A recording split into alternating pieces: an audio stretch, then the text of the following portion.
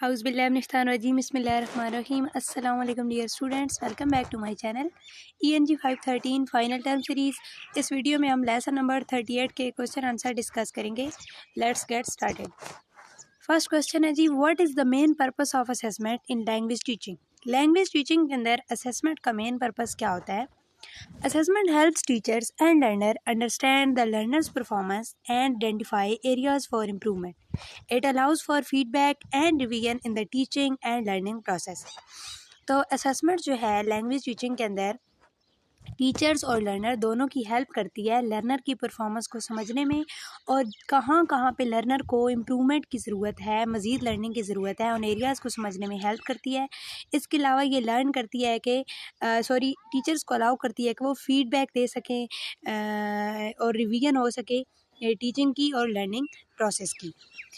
Next question है हमारे पास, how does assessment differ from evaluation. आपने दोनों टर्म्स पढ़ी होंगी, दोनों का मतलब टेस्टिंग ही है, लेकिन इसमें डिफरेंस क्या है असेसमेंट और एवल्यूशन में? Assessment is an ongoing process of collecting information about performance for improvement, while evaluation is judgmental process that determines if goals are achieved. Assessment is formative for improvement, while evaluation is summative to judge quality. इसमें difference main ये है कि जो assessment होती है ये एक on going process है, यानी आप एक चैप्टर पढ़ा रहे हैं तो आप आधा चैप्टर पढ़ा के भी उसमें कितना स्टूडेंट को समझ आ चुकी है, इस मकसद के लिए आप उनकी जो असेसमेंट है वो कर सकते हैं। और ये इन्फॉर्मेशन कलेक्ट करने के लिए होती है स्टूडेंट की परफॉर्मेंस से रिलेटेड, उन स्टूडेंट्स की जो लर्निंग है उसमें इम्प्रूवमेंट से रिलेटेड।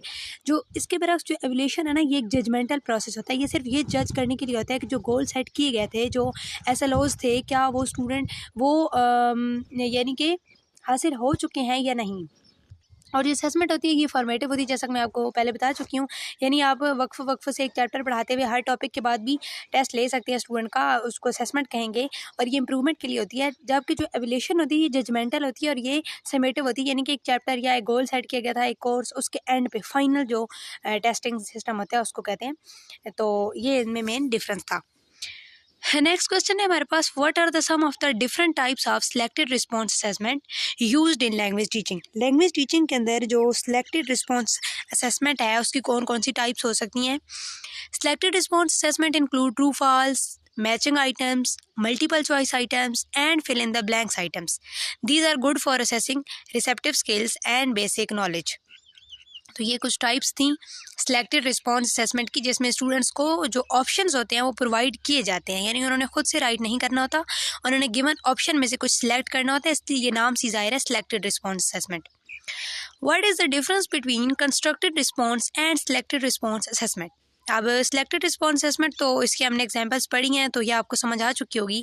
इसके बरक्स जो है ना कंस्ट्रक्टेड रिस्पॉन्स, इसमें स्टूडेंट ने खुद रिस्पॉन्स कंस्ट्रक्ट करना होता है, मीन टू से कि खुद लिखना होता है।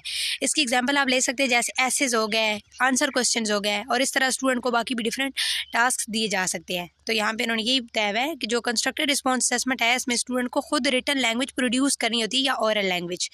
एग्जाम्पल्स भी वही हैं जो मैं आपको बता चुकी हूँ। और जो सिलेक्टेड रिस्पॉन्स असेसमेंट है ये प्री डिटर्मिन्ड होते हैं आंसर, स्टूडेंट ने जस्ट उनको चूज़ करना होता है। और इसकी एग्जाम्पल आप लिख सकते हैं फिल इन द ब्लैंक्स और मैचिंग कॉलम्स वगैरह।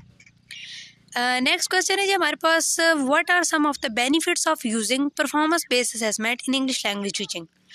इंग्लिश लैंग्वेज टीचिंग के अंदर परफॉर्मेंस बेस्ड असेसमेंट को यूज़ करने के क्या बेनिफिट्स हो सकते हैं?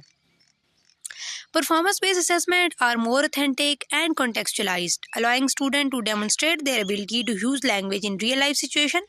They can also encourage creativity and critical thinking. जो परफॉर्मेंस बेस्ड असेसमेंट होती है ये ज़्यादा ऑथेंटिक होती है, इसमें कॉन्टेक्चुअल इन्फॉर्मेशन होती है, यानी किस कॉन्टेक्स्ट में लैंग्वेज का यूज़ हुआ है। और इसके अलावा ये स्टूडेंट को अलाउ करती है कि वो अपनी एबिलिटी को यूज़ करते हुए लैंग्वेज को रियल लाइफ में किस तरह से यूज़ करना है, रियल लाइफ से रिलेट करके उसको समझ सकें। और ये क्रिएटिविटी और क्रिटिकल थिंकिंग को भी इनकरेज करती है। तो ये परफॉर्मेंस बेस्ड असेसमेंट के कुछ बेनिफिट्स थे।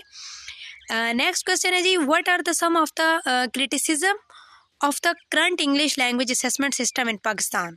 अभी जो पाकिस्तान में असेसमेंट सिस्टम है उस पर क्या ज़्यादातर क्रिटिसिज्म किया जाता है?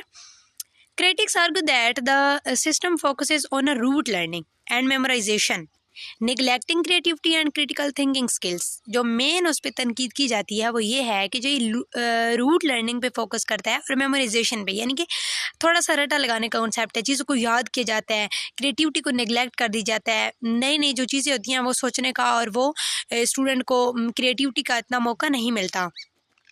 It also emphasizes textbook content and doesn't reflect student actual learning proficiency। और ये डिपेंड कर रही होती है, पाकिस्तान में जो असेसमेंट सिस्टम है ना वो टेक्स्ट बुक पे बहुत ज़्यादा डिपेंडेंट है और जो एक्चुअल लैंग्वेज प्रोफिशिएंसी है उसको वो नेगलेक्ट कर रहा होता है।